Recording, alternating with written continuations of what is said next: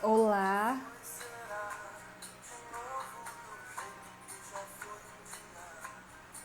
quero comentar aqui, vamos lá.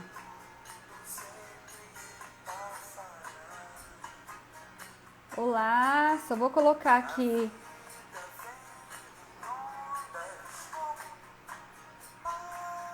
Só um minutinho que eu vou te adicionar aqui.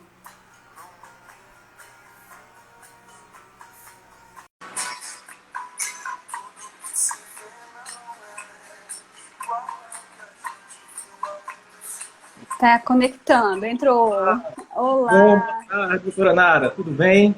tudo? E você? Tudo Como, bem também. como tá aí de calor? Tá Nossa, sobrevivendo? Recife está quente, muito quente. Começamos agora o período mais... É primavera aqui, mas a nossa primavera é um pré-verão.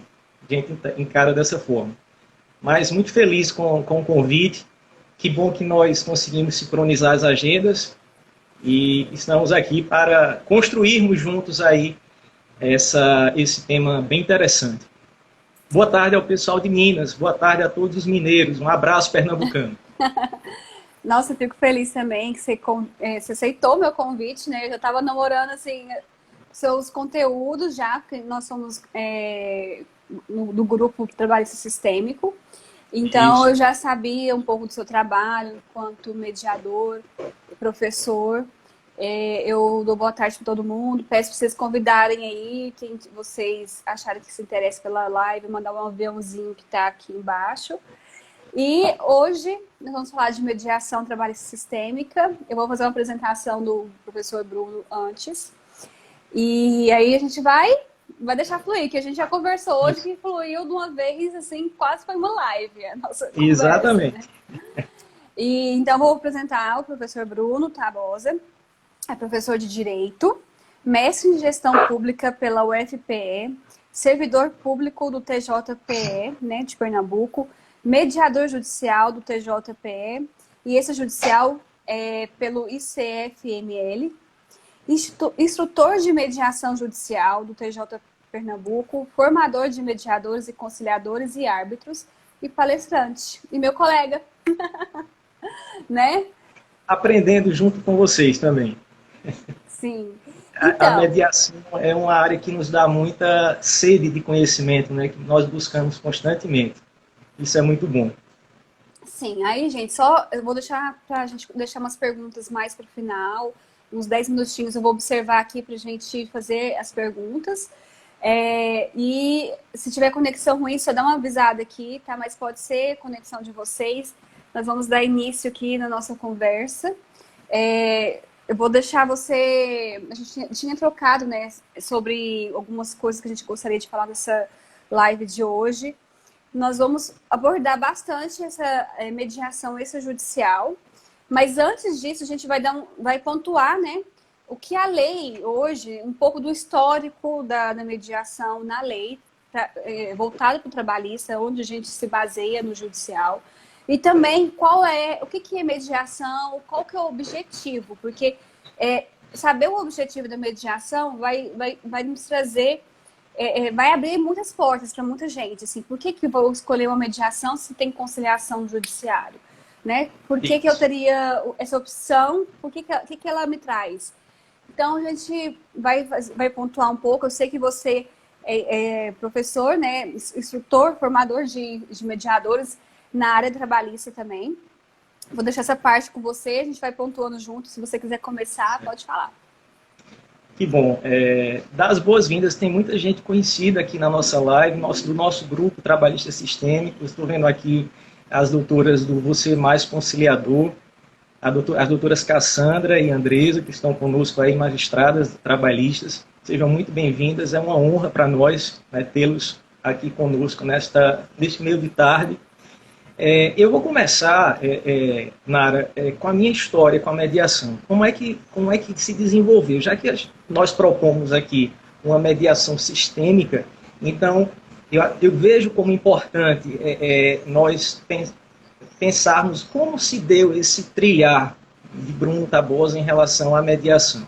Então, meu primeiro contato com a mediação foi em 2002. não é? Foi com a mediação extrajudicial, porque naquela época nós não tínhamos, eu já era advogado militante, e nós não tínhamos uma normatividade nacional que pudesse nos dar um apoio nas diferentes áreas da mediação. E eu lembro que eu saí de Caruaru, sou natural do interior, sou de Caruaru, e saí de Caruaru já advogado para fazer essa formação aqui no Recife. Na época, criticado por muitos colegas, né, que achavam aquilo algo surreal, algo fora do nosso desnecessário, contexto, né? Mas desnecessário, mas eu percebia desde a graduação e quando comecei já na advocacia, na militância, eu percebia o direito e nem me dava conta que já era uma visão sistêmica. Então eu percebia o direito, e especificamente o direito do trabalho, de uma maneira muito peculiar, né? Porque eram interesses muito importantes ali presentes. Eram histórias de vida muito fortes, registradas naquelas páginas de uma carteira de trabalho.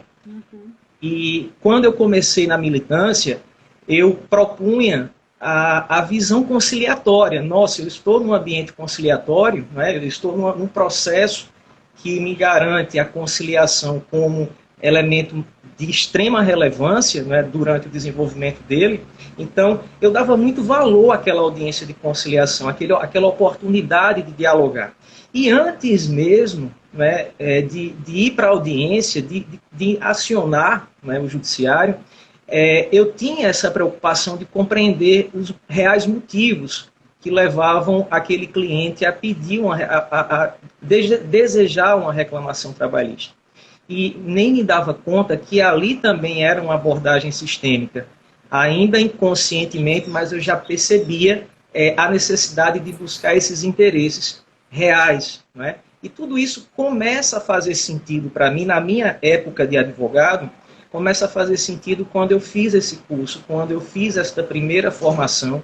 Ela teve como base duas grandes escolas, a Escola de Negócios de Harvard e a Escola Circular Narrativa, né, à época. E nós, então, começamos a construir, eu digo nós porque foram outras pessoas também à época que, de maneira visionária, buscavam nessa prática uma qualidade maior de negociação, uma qualidade maior nas conciliações. Então, nós começamos a trilhar essa estrada aqui em Pernambuco. E aí, depois de 10 anos na militância como advogado, e como advogado com essa visão de conciliação, que me preocupava, me interessava muito desenvolver essa prática, eu ingressei no serviço público, ingressei no Tribunal de Pernambuco, mas não me desvinculei do direito do trabalho, porque já na academia, né, a essa época, lecionando, eu tinha e tenho contato até hoje com as disciplinas de Direito Material do Trabalho e o Processo do Trabalho. E continuei fomentando nos meus graduandos, e nos pós-graduandos também, esta possibilidade de repensar esse modelo de advocacia, esse modelo de gestão de conflitos, sobretudo na seara trabalhista. Foi então quando nasceu, não é, a partir daquele movimento nacional, a política pública nacional de gestão adequada de conflitos, em 2010, então nós começamos a ter um esteio, não é, algo muito mais forte, na justiça comum, diga-se de passagem, mas já era algo muito forte, muito, muito bom para a gente.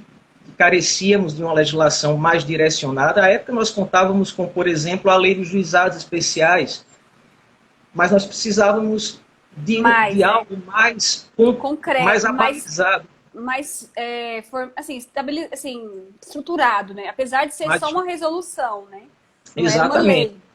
Exatamente. Então, nós tivemos em 2010 a Resolução 125, que foi produto de um estudo e de esforços conjuntos do Ministério da Justiça e do CNJ, instituindo a mediação judicial, embora através de um ato administrativo, mas foi de muita valia, porque foi exatamente este caminhar que impulsionou a aprovação do projeto de lei da mediação, 5 anos depois, aquele projeto tão sonhado, que tramitava já há algum tempo, ele consegue, então, ele ingressa no sistema jurídico brasileiro, o que foi uma grande vitória para nós. E um ano depois, fiquei muito feliz quando a Justiça do Trabalho abraçou também a política e trouxe para o seu ambiente a mediação judicial.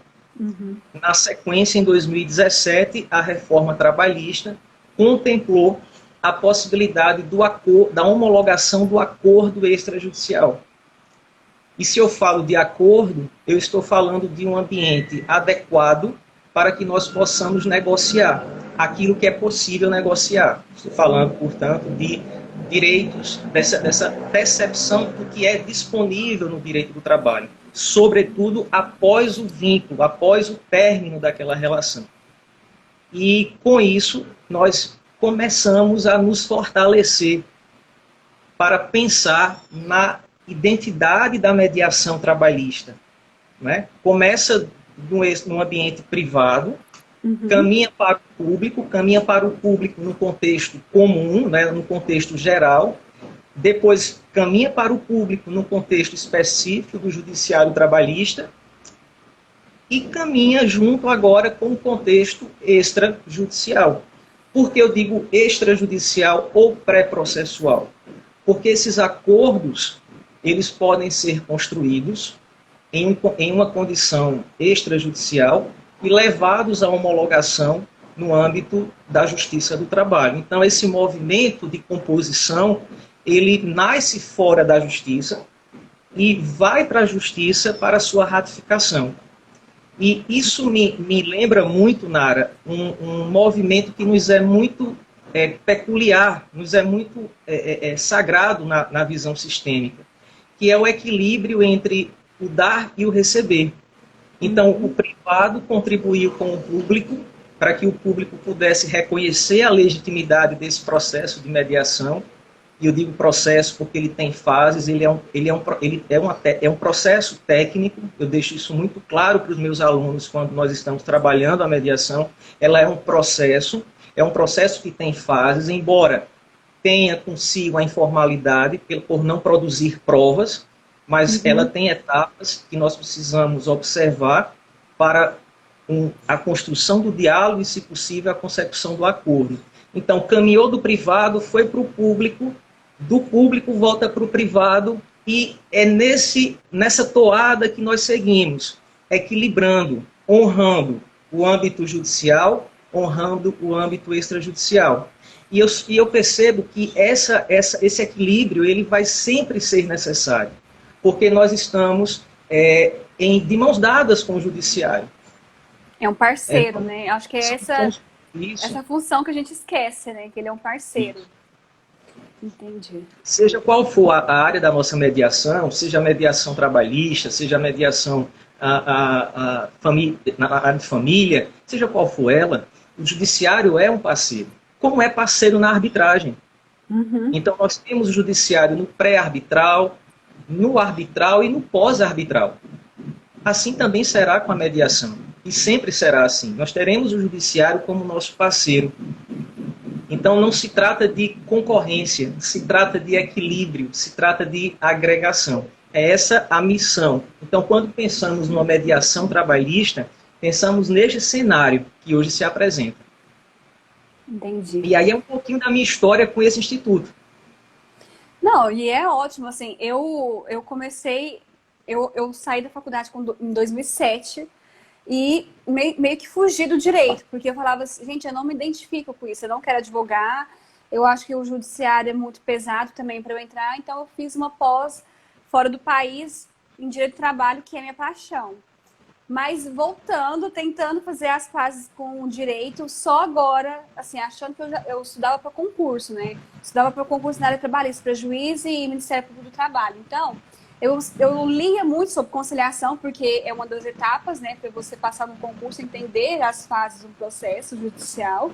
E eu achava assim, não, então, conciliação, beleza, tem que fazer, mas eu não entendia internamente a necessidade. Eu acho que também é uma mudança de paradigma, não só você ler a lei, mas você entender que hoje, pela situação que está o judiciário, e também até sistematicamente a gente está estudando devolver a autorresponsabilidade para as partes decidirem o que elas querem fazer com o conflito dela. Aí eu fui mudando. Então, esse ano que eu realmente tive um contato através de cursos, né, de mediação. Eu fiz um curso de mediação sistêmica, agora eu estou terminando um de mediação empresarial, e eu fui entender, eu falei, gente, eu acho que eu formei em 2007, 13 anos, que eu me encontrei no direito, assim, eu até falei para você, mediação trabalhista sistêmica é meu trio dos sonhos, assim, o paraíso na terra, sabe? Então, eu me encontrei. Eu falei assim, eu queria algo da trabalhista, porque realmente é minha paixão. Mediação é onde eu me encontro no meu lugar. Porque a mediação te traz muito isso, te coloca no seu lugar perante o conflito do outro. A gente vai tocar daqui a pouco conta da mediação sistêmica, a gente vai falar. E o sistêmico, né, que eu sou apaixonada, transformou minha vida, porque me fez retornar para o direito. Eu não sabia como equilibrar minhas relações com os clientes, eu também não sabia o meu lugar no direito. Então, para mim, é uma coisa assim, é muito evoluída, vamos dizer, de uma certa forma, se você consegue fazer na essência da mediação mesmo, né? Por isso que a gente vai tocar nessa mediação extrajudicial, nosso foco, porque às vezes, quando a gente fala de mediação judicial, a gente tem algumas metas, e algumas câmaras também de mediação, elas também estabelecem metas, o que pode tirar um pouco da essência da mediação. Porque quando você tem uma meta em cima do conflito de outra pessoa, você já é introduzido no conflito. Você também faz parte do conflito, porque agora eu tenho que, diante da minha meta, se eu resolver esse conflito, eu me beneficio. Então, você não tem mais a imparcialidade, eu acredito. Né? É mais um sistema operando aí. É mais um sistema. Então, assim, é mais um sistema, receber depois, porque com a mediação trabalhista sistêmica, a gente, utilizando isso de forma extrajudicial, a gente traz esse equilíbrio para as relações, tanto para o mediador quanto para as partes, né, que tem participando, né, da mediação. Mas então esse ano foi eu acho que eu fui me entendendo ainda mais. Quanto mais você estuda, mais faz sentido algumas coisas, você vai se ajustando. Realmente eu fui voltando para o meu lugar, porque a gente acha que o sistêmico é só na área da família. Então, Isso. Quando eu comecei a estudar direito sistêmico, eu achava assim, nossa, agora eu vou poder atuar mais na área de família. Porque eu não sabia ainda como atuar na trabalhista. A gente vai tocar no ponto aqui, como a gente pode ver o sistêmico na trabalhista. Então, agora, esse ano, eu entendi, não, o seu lugar de força é onde você realmente gosta, o que você faria de graça, né? Então, é o trabalhista para mim, a gente tem esse grupo trabalhista sistêmico que a gente está ajustando, crescendo junto, construindo esse pensamento, entendendo que a gente pode sim atuar sistematicamente. Fiz uma live há 2 dias atrás com a doutora Wanda, que é juíza do TRT 18, ela é uma das primeiras que atua de forma sistêmica na trabalhista. Então, assim, a gente vai pontuar algumas coisas aqui, né? Eu queria ver com você, assim, o que você acha que é o objetivo da mediação, assim, para a gente pegar o gancho e falar do sistêmico junto depois. Na minha percepção, a mediação, ela viabiliza comunicação. Esse é o mote, né? É o escopo. Então, pensamos em ingressar num processo de mediação para facilitar uma comunicação que até então não estava boa. Com isso, eu não consigo expor interesses reais, o que me move naquele conflito, de fato, e não consigo também identificar, ou melhor, separar as pessoas daquele conflito. Então, obviamente, por estar envolvido naquele contexto emocionalmente, isso termina impedindo que eu perceba além do contexto, além do conflito.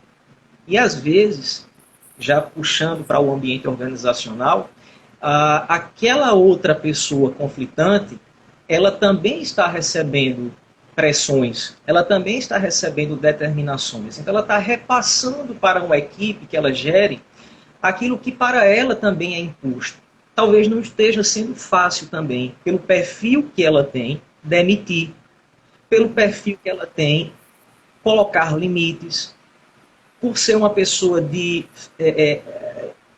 boa relação, por ser uma pessoa não introspectiva, por ser uma pessoa que é simpática, gosta de ser simpática, gosta de atender da melhor maneira possível sua equipe, além do cliente externo.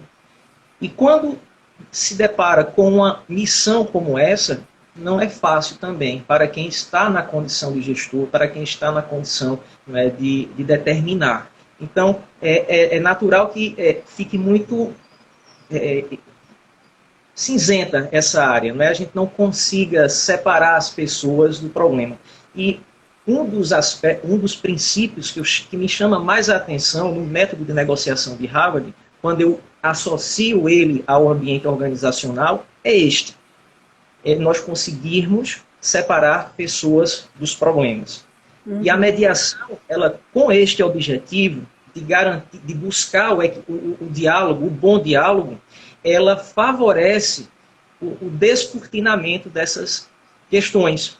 E aí eu posso viabilizar que aquela parte ele consiga, claro que não é só o meu esforço, é aí que entra o limite da ajuda. Não é só o meu esforço como mediador, é o teu esforço como advogada. Eu vi que alguém aqui pontuou a importância dos advogados no processo de mediação. Gente, vocês não têm ideia como é importante. Não interessa se é judicial ou extrajudicial. O papel dos advogados ele é essencial. As partes são empoderadas e os advogados colaboram muito com esse empoderamento. Tá? Então, eles trazem o aporte para que essas pessoas se sintam seguras para expor seus verdadeiros interesses sem terem o medo de estarem se arriscando em assumir acordos desequilibrados. Então, o objetivo maior da mediação é garantir essa escuta, essa comunicação, vamos dizer assim, mais qualitativa. Entendi. E assim, uma das coisas que a gente pode pontuar sobre a mediação trabalhista sistêmica, porque parece que é novo, né? A gente fala assim, mas por que eu vou entrar com uma mediação se eu já tenho uma conciliação já de imediato na Justiça do Trabalho? Qual que é a diferença de mediação com conciliação?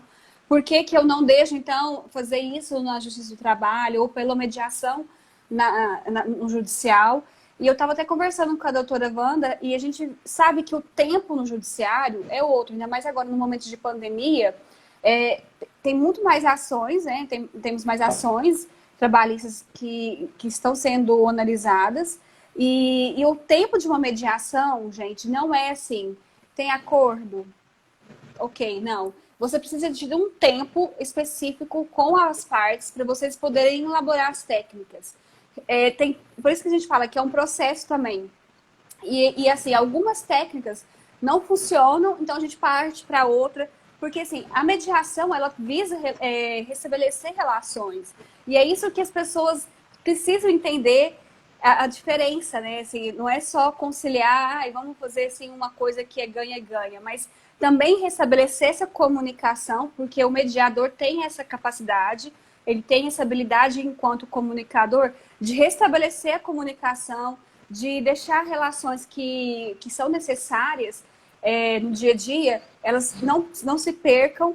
E assim, igual a gente estava comentando, ainda existe a prática de listas de trabalhadores que ajuizam ações na área trabalhista. Então, se você tem a possibilidade de, antes de ir para o judiciário, porque existe hoje uma mediação pré-processual no judiciário também, com aquela recomendação 1 de 2020, né, do SCJ, SJT, que eles falaram que vocês podem pedir uma mediação antes de ajuizar o processo, e assim vocês, né, para vocês tentarem uma mediação, e se não der certo, aí vocês entram com a ação.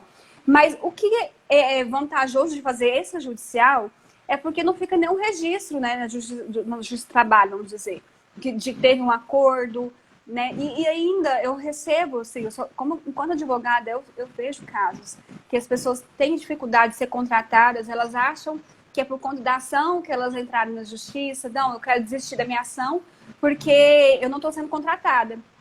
E assim, você procurar uma mediação para evitar isso também é muito interessante, não ter o seu nome no judiciário, que basta você colocar lá né, o seu nome e você vai saber quem entrou com a ação contra aquela empresa.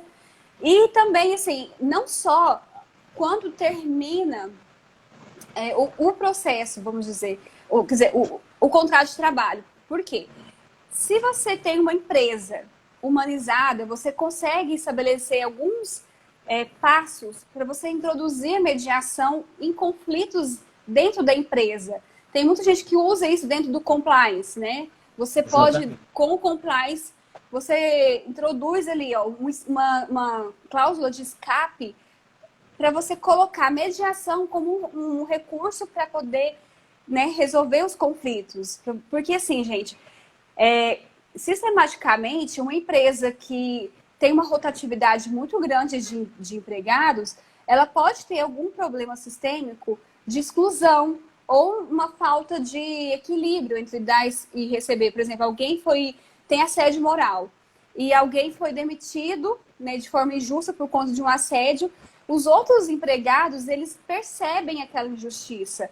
E aquilo ali, se não for resolvido, vai continuar acontecendo aquele assédio, né? Então, assim, parar e ver uma mediação, por exemplo, que tem uma técnica de diagnóstico de imagem que você usa com a mediação sistêmica, que você coloca para ver algumas questões que estão acontecendo internamente, né? Então, assim, parece que é novo, mas não é, né? Eu não sei se você tem experiência mesmo em atuar dessa forma, se você já é chamado. Eu reconheço, não parece ser novo, tá?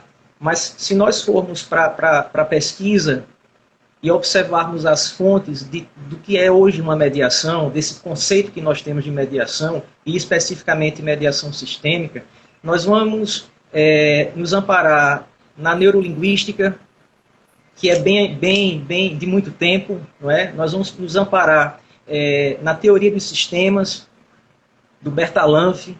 Nós vamos nos deparar com as teorias, as práticas e as teorias lançadas pelo nosso querido Bert Hellinger. Então, essa consciência de que eu faço parte do todo, ela é de sempre. E o conflito, ele é de sempre. Independentemente de pandemia ou não, olha, esse curso de mediação trabalhista, o meu curso, o curso EAD de mediação trabalhista, ele foi pensado ano passado. Uhum. Foi lançado no final do ano, no comecinho de janeiro. Então, ninguém imaginava que teríamos esse ano, não é, diferente. Porque sempre tivemos conflitos e eles vão continuar, ora mais ativos, ora menos ativos, mas nós vamos ter essa realidade. E, de fato, a partir do momento em que a parte ela é estimulada a ter essa consciência pelo mediador, as coisas começam a fazer sentido. Foi assim comigo quando eu tive a minha primeira experiência com a prática sistêmica, com o movimento sistêmico. Eu fui constelado em terapia e há um Bruno antes da constelação e um Bruno depois da constelação. E isso a borboletinha, né? Estava dentro do casulo e saiu uma borboleta. Isso. 6 anos atrás. Então, até hoje, reverbera o efeito da constelação. E eu pensava, sistêmico é só constelar? Não. Aí comecei a investigar esse movimento sistêmico e aí descobri que sistêmico é comunicação não violenta, que sistêmico é PNL, que sistêmico são várias técnicas, terapêuticas ou não, que podem estar associadas ao nosso trabalho. Mais recentemente, nem tão recentemente, a advocacia colaborativa. Uhum.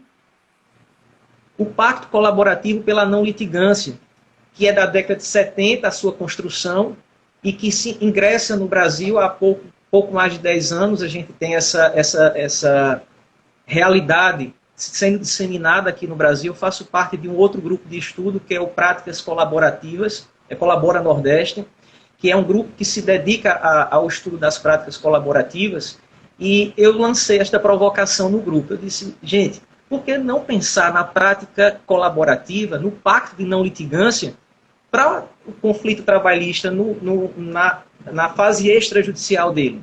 Uhum. Por que não pensar nessa? Porque a gente tem muito enfoque no conflito familiar.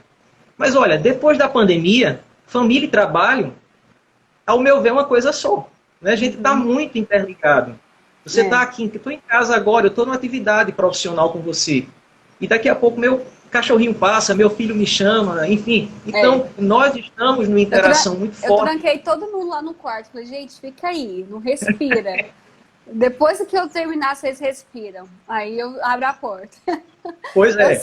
E aí a gente vê essa interação muito forte. E por que não pensar nas práticas colaborativas para o ambiente extra, para o conflito, o tratamento do conflito extrajudicialmente na área trabalhista? Ou seja, pensar que esses advogados poderão, em contato com seus clientes, construírem um contrato consciente. Eu achei essa terminologia que você trouxe, e eu aprendi muito isso com você, do contrato consciente. Trazer esse enfoque para um contrato de não litigância, onde você vai estabelecer ali tantos meses para resolver, através de tratativas, por exemplo, com a mediação ou não, com outras práticas ou não, tentar resolver de maneira muito consciente aquele conflito. Então, nós sempre estivemos com essa realidade. O que muda agora é que ela está à tona, porque a sociedade demanda esse movimento.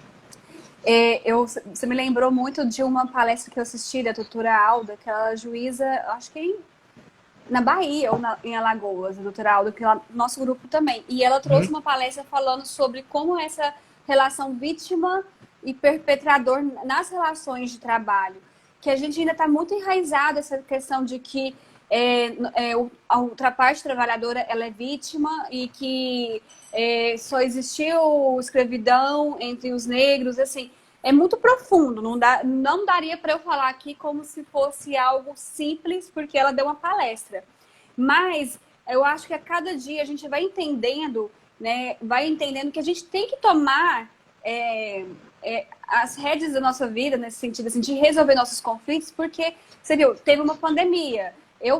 Aqui na minha cidade, tem uma parte em processos físicos, outros eletrônicos, mas mesmo eletrônico, eu tenho que resolver alguma coisa na secretaria, eu tenho que protocolar alguma coisa, tenho que conversar com o juiz, e às vezes é complicado você ter essa dinâmica no meio de uma pandemia. Então, aí a gente fica assim, por que eu dependo de um terceiro me falar o que eu tenho que fazer?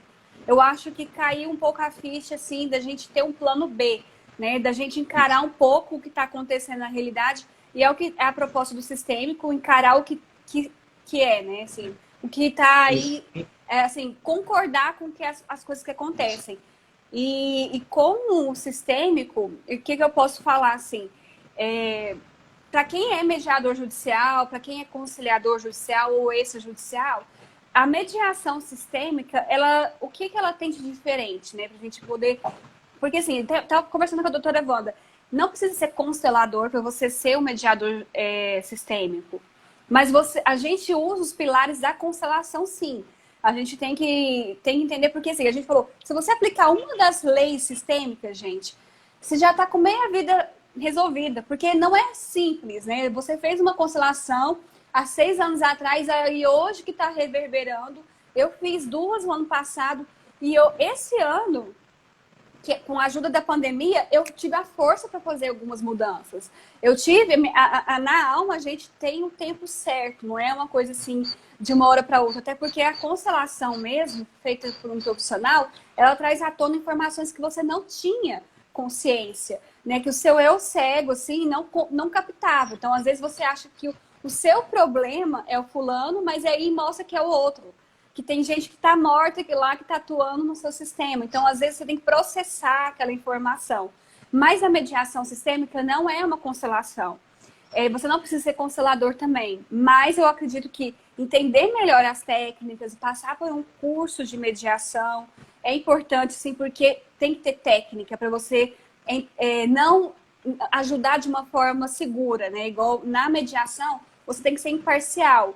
Se você pender para um lado, você tem a chance de anular uma mediação, um trabalho que você se dedicou, então tem que ter cuidado. Mas a mediação sistêmica, ela atua usando os pilares da constelação, que seria as 3 leis que o Bert Hellinger condensou, né? Ontem eu tive uma aula com a Bianca Pisato sobre estrutura organizacional. Junto lá, né? Não, eu num curso de mediação. Ela estava falando, dando uma aula de organizacional para nós, e agora eu perdi o que eu estava falando. E aí ela fala, a gente estava entendendo assim, como que a gente pode olhar para essas questões trabalhistas de acordo com essas leis também. Ela estava falando para a gente. Mas o que eu posso dizer para quem está aqui?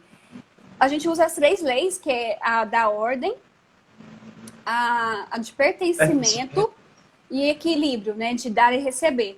Então, às vezes, você não precisa, às vezes, falar alguma coisa, porque a gente não explica o sistêmico, a gente vivencia. Mas a partir do momento que você recebe uma pessoa, seja no seu gabinete, no seu escritório, você se prepara para receber o sistema daquelas pessoas. As pessoas estão vindo que elas têm um sistema atrás delas, né? Tem um pai, tem uma mãe, tem uma história, né? Tá ali numa posição de ajudar com o que você pode. Não que, né? Você estabelecer já, eu estou aqui para ajudar no que eu posso enquanto mediadora. Deixar isso claro, que a sua função é mediação, receber bem, sem julgamento as pessoas. E, assim, né, preparar emocionalmente. Aqui eu estou enquanto mediadora e eu vou, né, atuar nesse papel. E durante cada etapa da sua mediação, do seu contato com uma parte ou um cliente, você entender que você tem que escutar mais do que falar. Porque uma das questões do sistêmico, gente, é escuta sistêmica mesmo. Escutar tentando entender que existe um todo, não é só aquela história. Né? Então, assim, para mim, se a gente puder só se preparar, se colocar no seu lugar, antes de receber, né? Ter humildade que você está chegando por último naquele sistema. E que o seu cliente, a sua parte, ela tem a força para resolver aquilo, você consegue ir para o seu lugar enquanto profissional. Né? Não dar mais do que ele está pedindo. Porque às vezes ele quer só ser ouvido. Às vezes ele não quer nenhuma técnica. Então, por isso que a escuta, ela tem que ser sistêmica, de tentar assim, acolher, né? Deixar a pessoa não julgar, e entender que existem mais informações do que ela está passando para nós. Né? Exatamente. Ela é seletiva. Normalmente as partes são seletivas, até inconscientemente, elas não revelam tudo. Né? E é exatamente onde o nosso papel, né, o nosso trabalho enquanto terceiro imparcial, ele começa. Começa por essa catalisação, a gente faz o filtro, recontextualiza esse filtro, né, para que essa pessoa compreenda a história que ela própria trouxe, mas compreenda com outro viés, um viés neutro. A gente consegue identificar, portanto, as questões que vão ser tratadas ali, os interesses também, e até os próprios sentimentos. Mas tem muitos pontos fantásticos aí na sua fala. Um deles, inicialmente, e você resumiu tudo em relação à mediação sistêmica, mas eu vou destacar alguns pontos.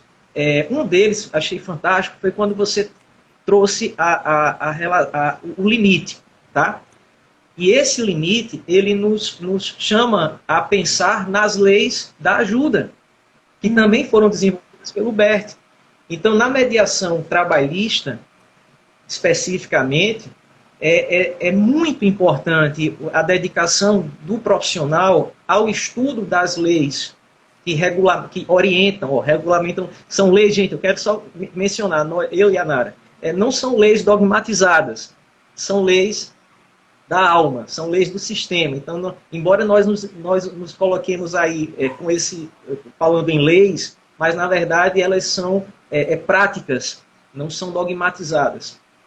E quando a gente vai para as ordens da ajuda, e nós percebemos o nosso limite como mediador, ele já me vem um primeiro insight, que nessa breve live a gente pode deixar aí de registro para os nossos espectadores.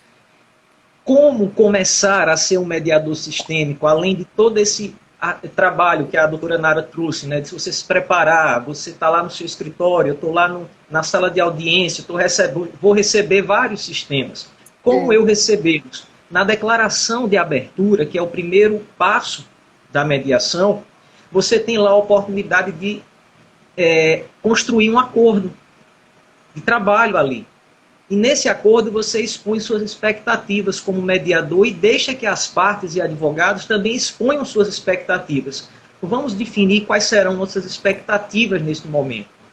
E no momento em que cada um fala, vão surgindo os limites, e sobretudo em relação ao mediador. Então a minha expectativa aqui como mediador é que vocês consigam encontrar um canal de conexão e a gente consiga conversar.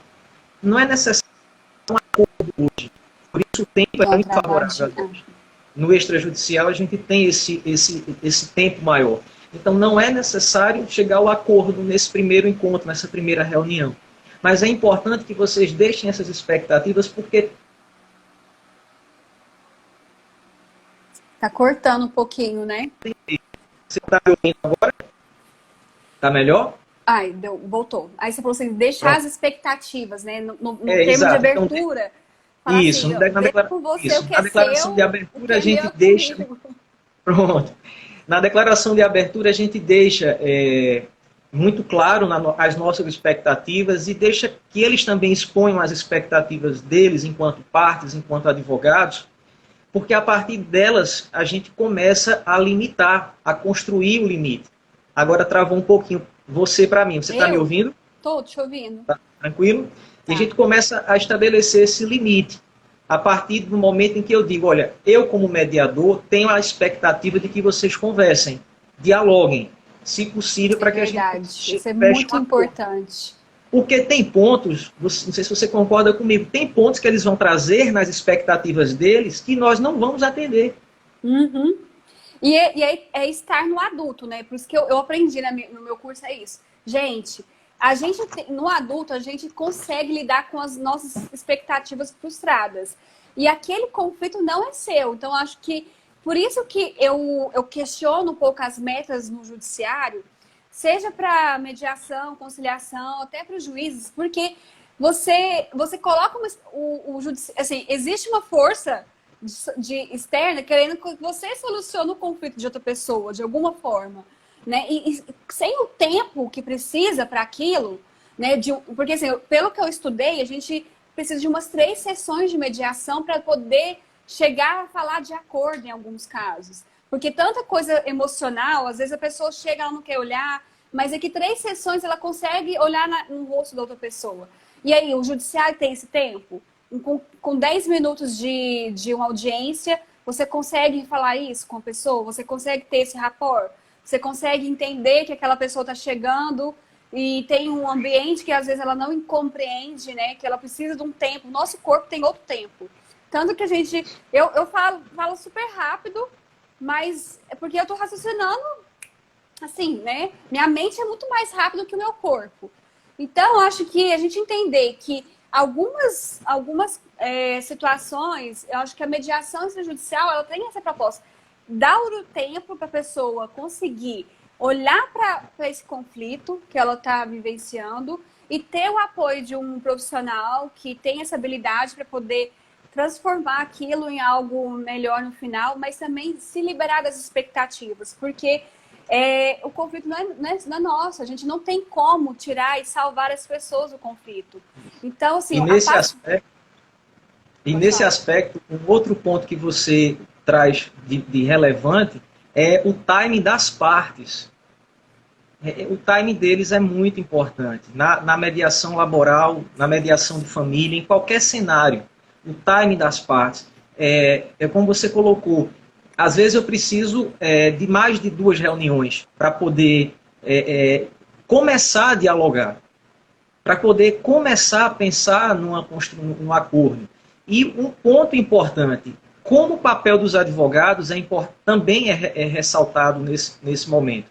Por quê? Porque o advogado não só empodera, mas o advogado que conhece de negociação, embora ele não estude a prática sistêmica, ele não queira, ele não seja interessante para ele, mas ele estudando negociação, ele estudando mediação, ele vai trazer para o cliente dele um BATNA.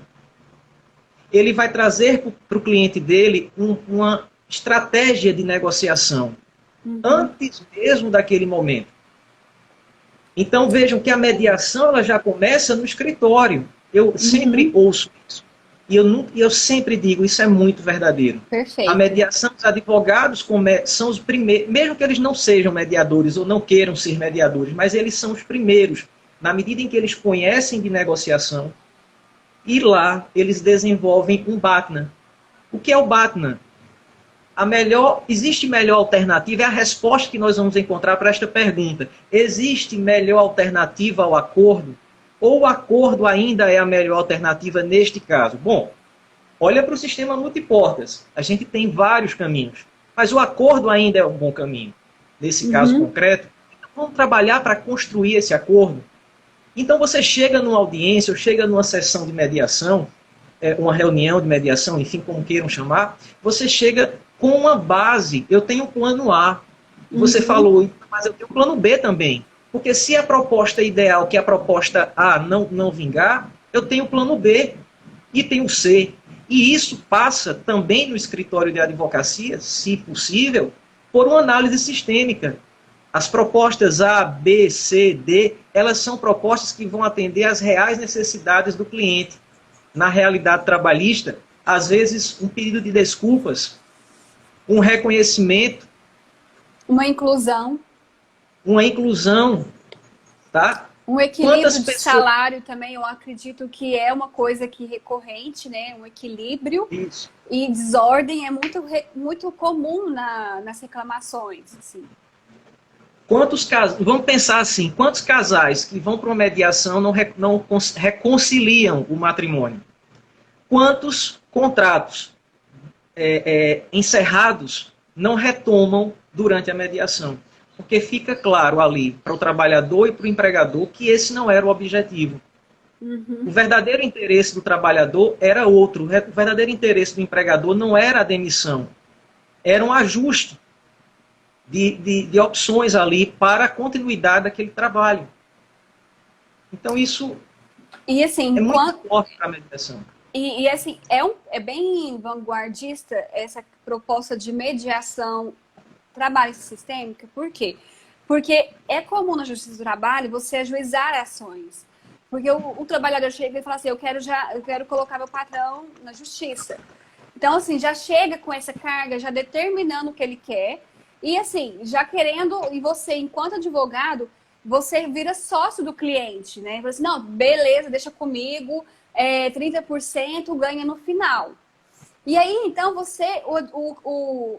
o trabalhador, às vezes, ele vem carregado de questões emocionais que, na verdade, ele nem queria isso. Ele preferia resolver isso judicial, porque ele sabe que pode ter depois uma lista de empregados que ajuização, ou porque ele precisa do dinheiro, né? Então, ou porque, assim, para ele não gosta de entrar na justiça. Mas, às vezes, o advogado toma um conflito do cliente para ele e tira um pouco da liberdade de acordo durante o processo. Porque pensa assim, eu não posso entrar com acordo se eu tenho chance de ganhar aqui e meus honorários vão ser 30%. E isso que vai muito de acordo com o que eu falei sobre contratos conscientes.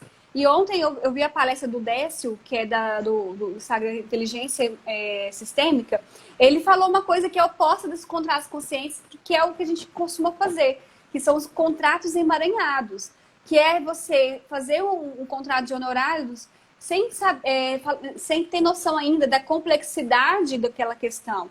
Já fomentando os problemas, né? Tipo assim, não, a gente vai entrar com ação, vai entrar com recurso, vai ter no TST, então você vai emaranhando com o cliente até o final. Então aquilo não é para resolver, é para criar mais problemas que você faz um contrato de honorários. Então, isso que você falou de tempo, existem algumas situações que eles querem mais velocidade e na mediação você consegue essa velocidade. Algumas empresas, por exemplo, não querem que ajuizem uma ação de dano moral porque isso vai atingir a imagem dela. E uma mediação trabalhista extrajudicial, você consegue evitar essas questões assim, de mídia, né? De até resolver, entender o que está por trás do conflito, se for uma sistêmica.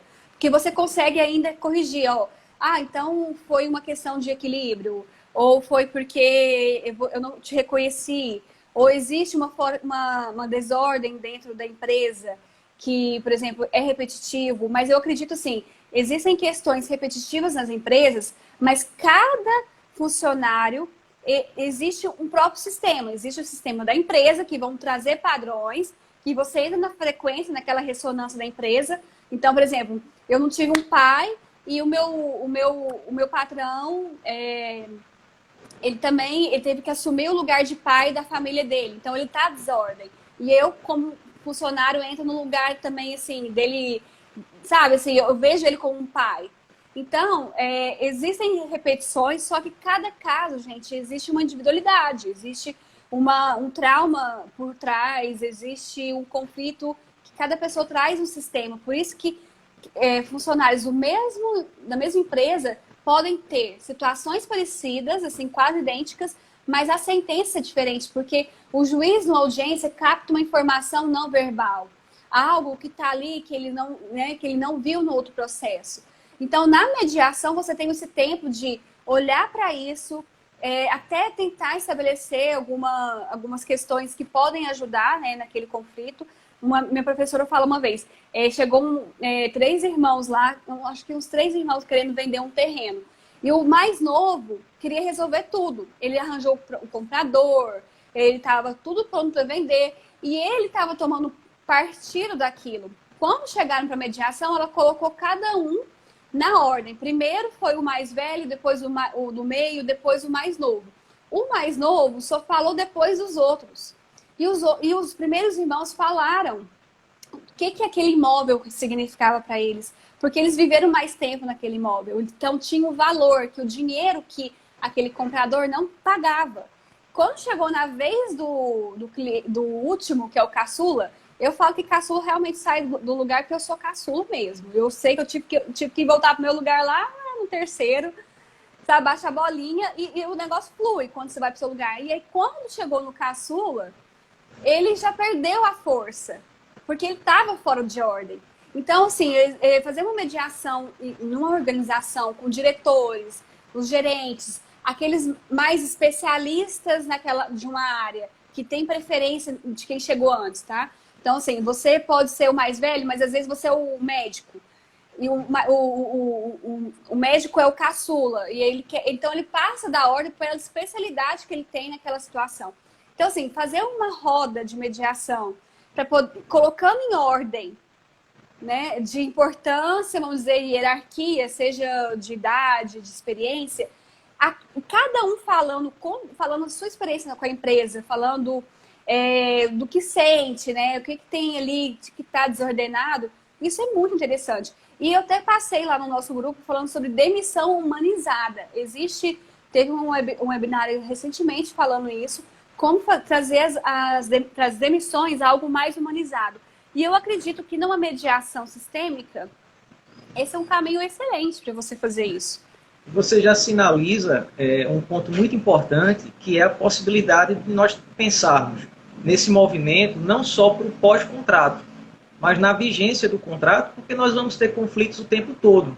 E não necessariamente conflitos jurídicos.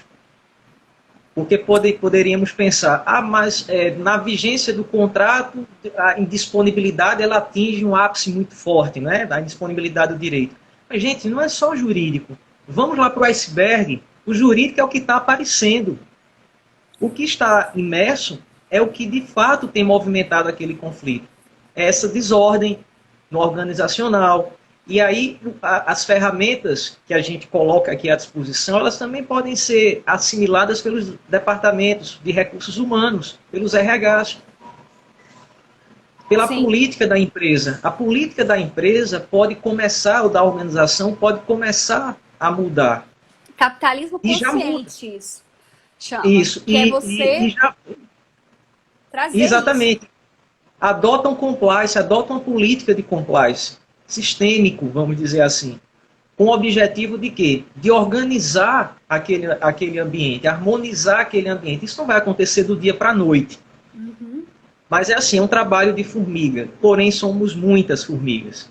E se somos muitas, temos condições de movimentar a médio e longo prazo muita coisa boa nessa atividade. Então, os RHs também são importantes nesse processo. Sim, então, assim, só para colocar, assim, a gente está terminando. Eu não sei se tem pergunta, gente. Eu vou falando alguma coisinha aqui. Se vocês puderem mandar uma pergunta para a gente poder passar para o Bruno.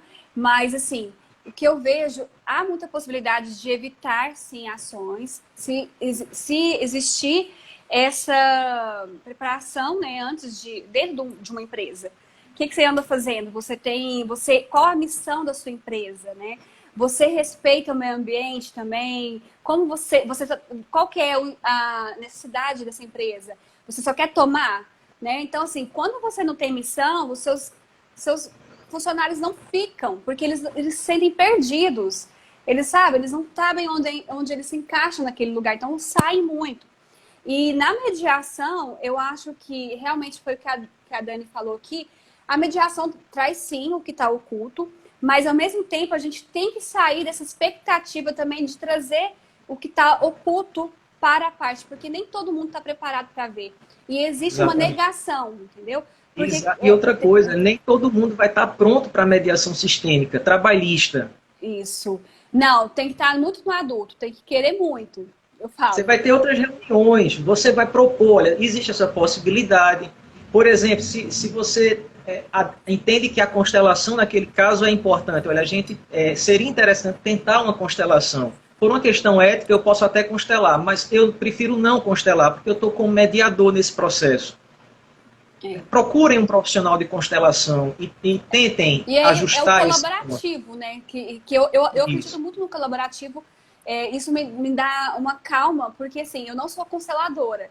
E eu amo tudo que é autoconhecimento, todas essas práticas, mas eu prefiro hoje focar mais na minha advocacia, na mediação, do que entrar num curso de constelação que demanda tempo para eu me formar. Eu vi ainda que eu preciso aprofundar muito. Não é a área que eu quero no final, vamos dizer. Então eu prefiro chamar uma pessoa de forma colaborativa para atuar, que tenha muito mais foco, tá no lugar dela. Então, assim, eu entendi hoje que o meu lugar, eu posso atuar de forma sistêmica sem ser consteladora, mas para uma profundidade é muito mais interessante eu chamar uma pessoa que colabore, entendeu? Mas eu só quero falar mais uma coisa, assim, que o que a gente usa também na mediação, que é possível, são as imagens. Eu não tô com minhas fichas aqui, eu deixei ali, mas a doutora Wanda também usa nas audiências dela, que ela faz assim, ela faz uma linha do tempo para mostrar para a pessoa, gente, a imagem ela atua muito. Eu falo, a gente tem uma parte do cérebro, eu acho que é o esquerdo, que ele é mais assim, sinestésico, assim, ele precisa ter outra experiência. Então, quando você fala seu problema ou você escreve, você usa um outro lado do cérebro. E quando você mostra uma imagem, aquilo transforma o que você está dentro, assim, você consegue elaborar melhor e tem um tempo, né? Então, usar esses recursos de imagem é muito interessante. E, assim, tá terminando aqui, mas... e também a gente não querer trazer, forçar que o outro veja o que está acontecendo na vida dele. Por exemplo, você é peixeiro. Eu entro lá na peixaria e tô achando um fedor. Mas ele não. Ele consegue viver aquela realidade dele. Então, a gente tem que respeitar o destino dos outros e soltar assim, a solução. Porque algumas coisas só vão atuar depois. A gente tem 1 minuto e 20 para encerrar aqui, passou super rápido. Eu vou deixar para você terminar aqui, dar um final aqui para nós, um tchau. Tudo que você pontuou foi fantástico, Nara. A gente está muito conectado em relação a essa prática. O que eu amarro, né, para a gente fechar, é que a parte normativa ela precisa ser respeitada, né? Ou seja, a gente precisa observar o artigo 855 da CLT, observar o artigo 104 da CLT para construir esse acordo, sabendo que ele vai ser homologado, ser submetido à homologação no Poder Judiciário, então, trabalhista. Então, esse é o tempo, e a gente tem que respeitar esse tempo e honrar essa parceria com o Judiciário Trabalhista. Quiçá, no futuro, o grau de maturidade e de confiança que tenhamos nas pessoas seja muito maior e haja uma mudança de paradigmas, até normativo, para que dispense a homologação desse acordo. Mas, por enquanto, esse é o tempo. Eu queria agradecer muito essa oportunidade que me foi dada por você, para que a gente pudesse trocar conhecimento e deixar já startado aqui esta parceria nossa, que começa a partir de agora e que vai trazer uma formação também na área de mediação trabalhista sistêmica. Aguarde